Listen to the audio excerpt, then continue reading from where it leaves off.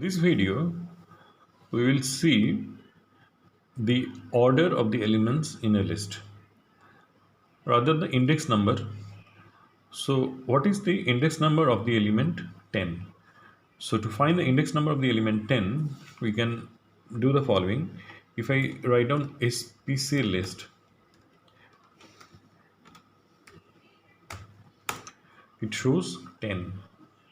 So this zero, this is the index number. So in a list, the counting, the index starts from 0, not 1. So SPC list 0 is 10, this is 1, 2, 3, 4, and this is 5. So if I write SPC list 5, it is 60. Another interesting thing is that if I write SPC list -1, it will also show me 60.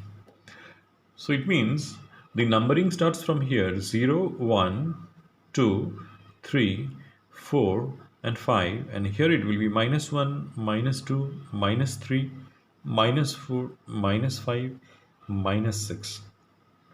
That means SPC list -6 should come out as 10.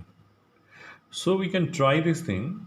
SPC list 0 is whether it is equal to this. The answer should be true.